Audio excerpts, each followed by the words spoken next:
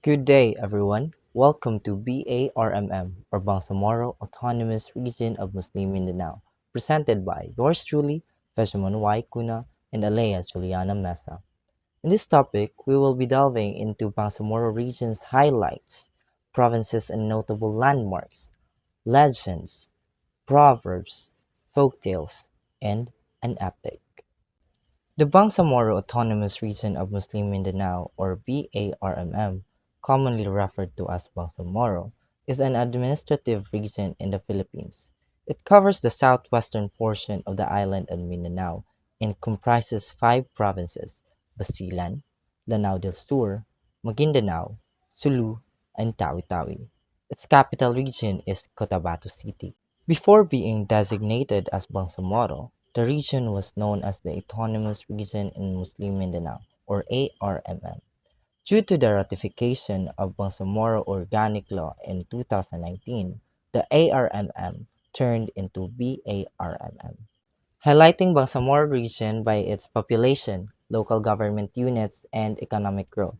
Population. The population of Bangsamoro Region, or BARMM, is 4,404,228 based on the 2020 census. This accounts for about 4.4% of the Philippine population in 2020. Local government units. The Bangsamoro region has 6 provinces, 116 municipalities, and 3 cities. The region is also divided into a total of 2,490 barangays. Economic growth. The economic performance of BARMM grew at a rate of 6.6% in 2022, which positioned it as the 10th fastest growing region in the country. Now, let's go to the provinces of BARMM. Basilan, its capital is Lamitan. Lanao del Sur, the capital is Marawi. Maguindanao, its capital is Buluan. Sulu, its capital is Jolo. Tawi-Tawi, its capital is Pungao. These are the notable landmarks in BARMM: Bulingan Falls in Lamitan, Lake Lanao, Masjid Dinaukum or Pink Mosque, Jolo Cathedral, and Sheikh Karimul Maktoum Mosque. Let's proceed to the literatures of BARMM. Legends: How the Angels Built Lake Lanao and the Conquest of Borneo. First up, How the Angels Built Lake Lanao.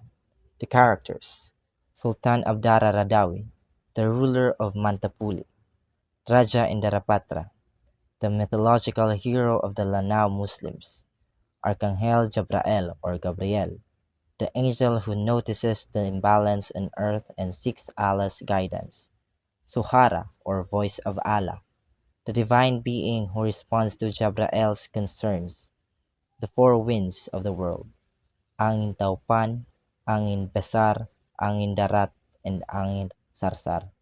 The settings: Sultanate of Mantapuli, Sibangan or East, Sadpan or West, and Lake Lanao. Conflict: Man versus nature. The Maranao legend, How the Angels Built Lake Lanao, tells the story of how Archangel Jabrael, with the help of millions of angels, transferred the mighty Sultanate of Mantapuli to the center of the earth to restore balance. This act resulted in the creation of Lake Lanao. However, the rising waters threatened to flood the region, leading to the intervention of the four winds to create an outlet, forming the Agus River and the majestic Maria Cristina Falls. Here is a full narration of the legend How the Angels Built Lake Lanao. Long ago, in the land of Lanao, there was no lake. Instead, a powerful sultanate called Mantapuli thrived in the region. Under the reign of Sultan Abdara Radawi, the realm expanded through conquests and marriages, gaining fame and prosperity. As the population of Mantapuli grew rapidly, it upset the balance between the two regions of Sibangan and Sedban. Archangel Jabriel noticed this disequilibrium and sought guidance from Allah. Concerned about the imbalance, Jabriel proposed moving Mantapuli to the center of the earth to restore equilibrium. Allah approved the plan, and Jabriel, along with millions of angels, swiftly carried out the task. They lift Mantapuli and place it at the center of the earth, creating a vast Lanao Lake in its place. However, the rising waters pose a new threat. To prevent a catastrophe, the four winds of the world were summoned to create an outlet for the overflowing waters. After several failed attempts, the winds finally succeeded in forming the Agus River, which allowed the waters of Lanao Lake to flow out to the sea, saving the region from flooding. At the outlet, a high cliff formed, and the waters cascaded down, giving rise to the magnificent Maria Cristina Falls, named after a renowned queen of Spain. Thus, through the combined efforts of the angels and the four winds, Lake Lanao was created, and the region was saved from disaster, leaving behind a natural wonder that continues to awe and inspire generations. Next, we'll follow the legend of the conquest of North Borneo by Rita C. Tuban, aka Jamala Ra II. Characters: Sultan Karamat, the grandfather of Datu Salikala and Datu Alamuddin.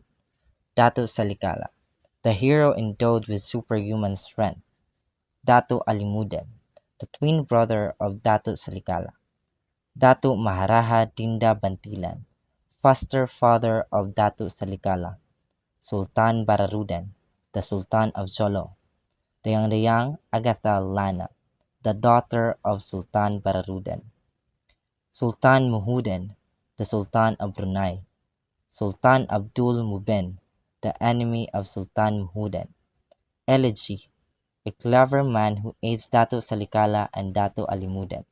Sangkalang Malayo, messenger sent by Dato Alimuddin to Sultan Bararudan.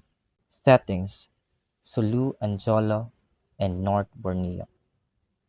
Conflict: man versus man. The conquest of North Borneo.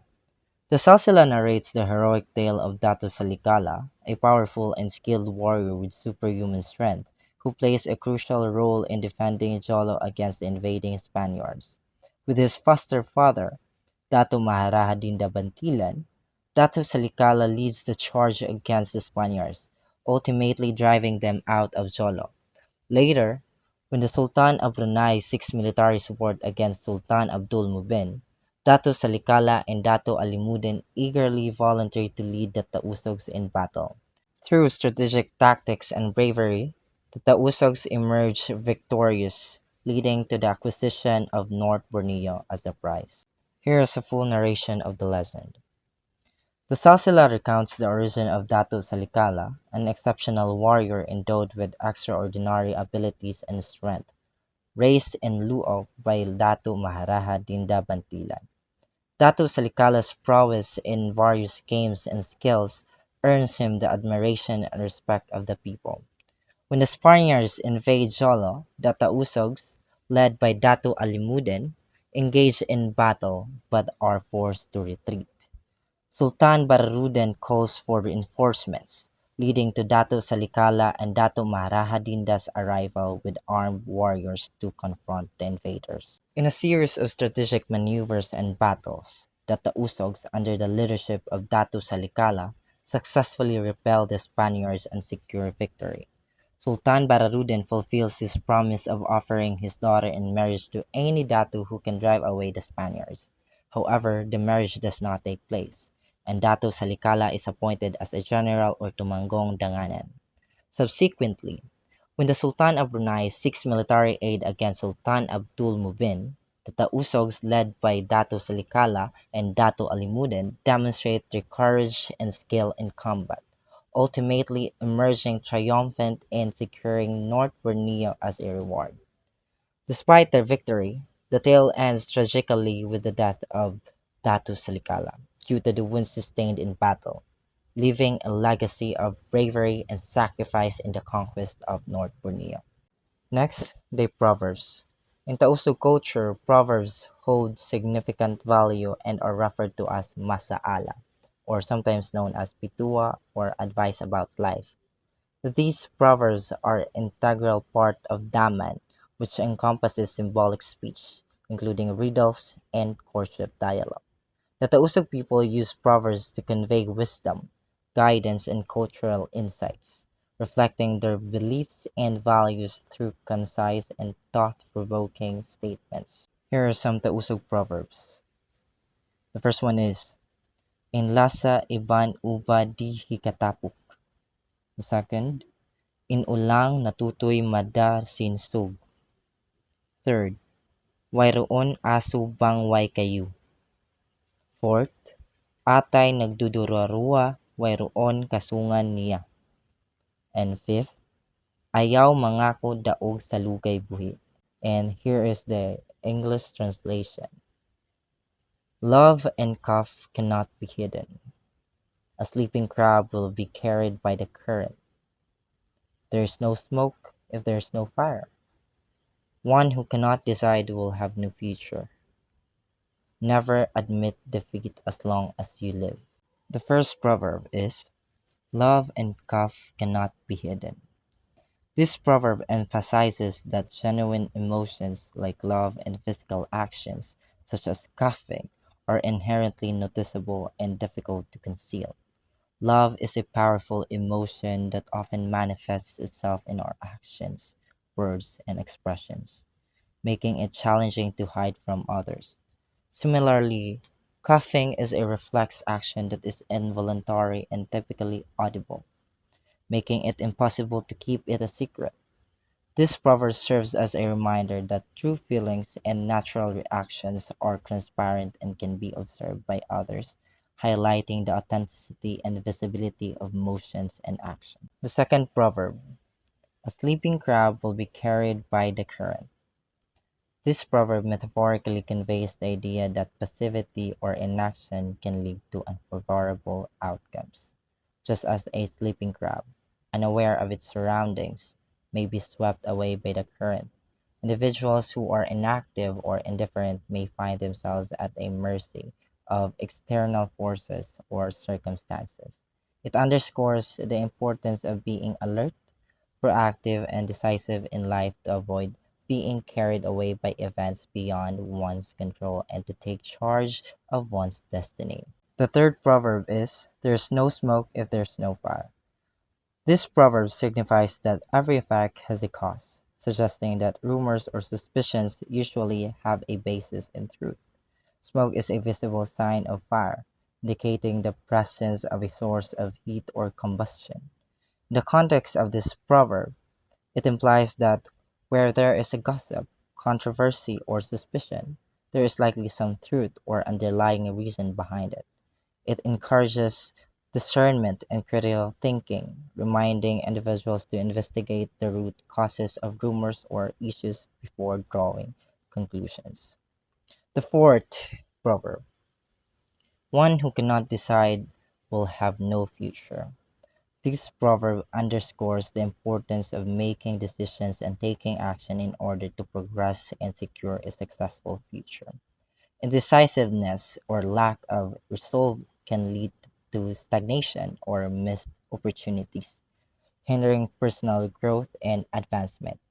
It highlights the significance of making choices, setting goals, or committing to a course of action in order to shape one's destiny and create a fulfilling future. And last but not the least, never admit defeat as long as you live. This proverb advocates for perseverance, resilience, and a positive mindset in the face of challenges or setbacks. It encourages individuals to maintain a fighting spirit and to never give up, regardless of obstacles or failures.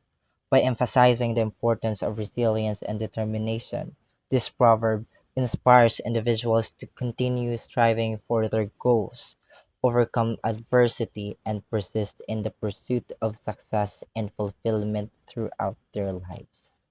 And that's the end of my report. Thank you for listening. Pilandok's Tale. Here are the characters. Pilandok, protagonist of the story. Sultan, the greedy Sultan. Setting, the land of Maranaos. Theme, survival and deception. Point of view, third person omniscient. Conflict, man versus man. Pilandok was once sentenced by the ruling sultan to be placed in a cage and thrown into the sea. By some luck, he was able to escape from his undersea prison. Swimming ashore, he went home, changed his wet clothes, and presented himself to the sultan dressed as a raja. After a few days, Pilandok returned to the kingdom, and the sultan was shocked. "Why are you still alive?" he said angrily. Pilandok explained that when the sultan ordered for him to be thrown into the sea, Pilandok rather landed in a kingdom under the sea. He says he was saved by his ancestors living in the underwater kingdom, and who give him lots and lots of riches. Sultan believed Pilandok because Pilandok indeed was very alive and didn't drown when thrown into the sea. So Pilandok was able to convince him that there was a kingdom under the sea. The Sultan sought to reach the bottom of the sea and ordered Pilandok to put him in a cage and take him under the sea because he wanted to see the treasure. Pilandok asked the Sultan of who would lead the kingdom. The Sultan will leave an order that he will be made a temporary successor. Pilandok thought again. Then he reluctantly consented to the Sultan's plans, cautioning the latter not to reveal their secret to anyone. The Sultan called all his followers soon after and announced to them that he was appointing Pilandok Sultan in his absence. Everyone was to obey every command of the new ruler. Pilandok then ordered that a heavy iron cage be made. When it was ready, he placed the Sultan in it and loading it in a boat, dropped it into the bottom of the sea. Of course, the Sultan never came back and Pilandok remained a Sultan. The end. Moral lesson. Greediness inevitably results in negative consequences, leading us down a path of downfall and destruction. It blinds us to reason and morality, causing harm not only to others but ultimately to ourselves. It is crucial to recognize the dangers of greed and strive for contentment and generosity instead. The Mindanao Tale of the Faithful Wife. Here are the characters. Father, the caring father who wants the best for his only son. Son, the lead male of the story who wants to find the meaning behind his father's dying words. Raga, the faithful wife who will do anything for the one she loved.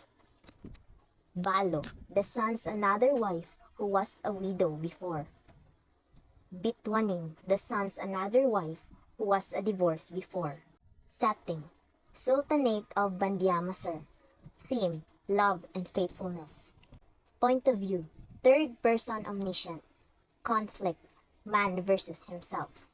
Once, there lived in the Sultanate of Bangsamoro an aged man who had only son. They lived comfortably together until the time came for the boy to marry.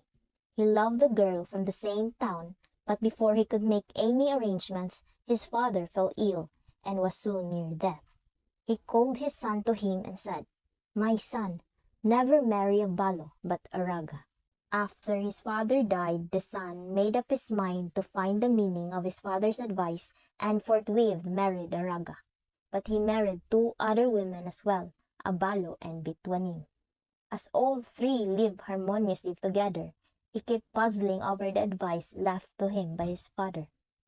One day, a new sultan ascended the throne as the old one had died. This new sultan turned loose his magnificent rooster and then proclaimed that whoever touched it would be killed. When the son heard of this decree, he was very glad because now he had a way of testing his father's advice. He caught the royal rooster and brought it home. Then he called his three wives, showed them the rooster and said, "Kill the rooster and cook it for my dinner." The three women turned pale when they realized the meaning of what he said. The balo and the bitwanim immediately refused and hurriedly left the house, not wanting to be implicated in the crime. The raga took the rooster, killed it and served it to her husband. Then he knew what his father meant by his dying words. Only the raga could be faithful. The end. Moral lesson. When love is genuine, being faithful comes naturally, as true love is characterized by selflessness and the willingness to do anything for the person you love, regardless of the potential outcomes. Bidasari Epic. Here are the characters.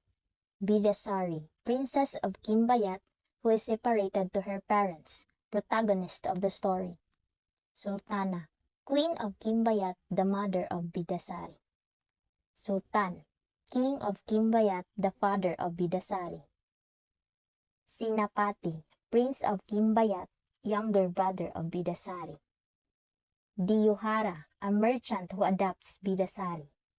Sultan Mungindra, Sultan of Indrapura. Sultana Lilasari, Sultana of Indrapura, afraid that the king will fall in love with someone else. Setting, Kingdom of Kimbayat and Kingdom of Indrapura. Theme, jealousy only breeds hatred and insecurities. Point of view, third person omniscient. Conflict, man versus man. The people in Kimbayat were fussed by a giant bird that eats humans. When the giant bird came back, they all hid out of fear. The Sultana, who was pregnant, however, was lost in the woods. Out of fear, she gave birth and forgot about the baby. Luckily, Diyuhara, a merchant, saw the baby. The merchant realized that the life of the baby was attached to the live goldfish. If the fish leaves the water, the baby will die. The merchant adopted the baby. Later on, the baby grew up into a very beautiful young woman. In a kingdom, Sultan Mungindra has just married a beautiful woman named Lilasari. Lilasari was afraid that the king would fall in love with someone else. When she found out about Bidasari, who was prettier than her, she brought Bidasari into the castle. There, Lilasari punished Bidasari, but Lilasari was not satisfied. So, when she found out about the secret of Bidasari, she took the fish and made it into a necklace. Thus, Bidasari died during the day and lived again at night. To keep Bidasari safe, her parents made a palace located in the woods for her.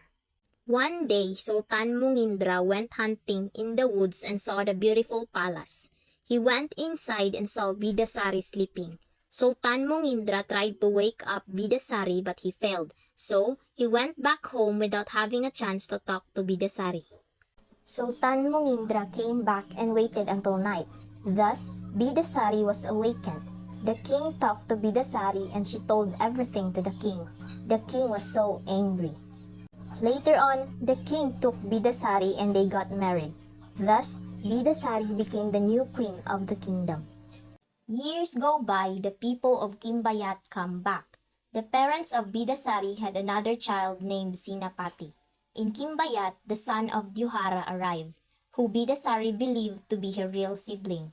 When he saw Sinapati, he was shocked because it looked like Bidasari. He befriends Sinapati and he tells him that he has a sibling that looks like him.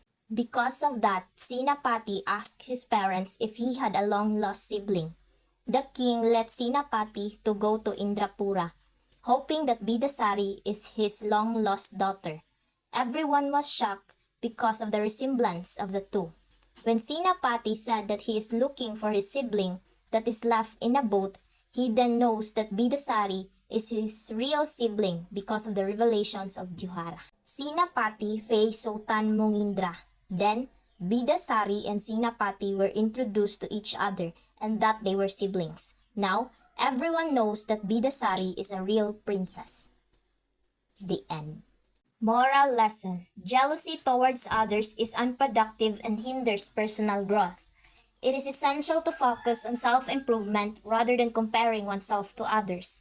Embrace your unique journey and channel your energy into achieving your own goals and aspirations.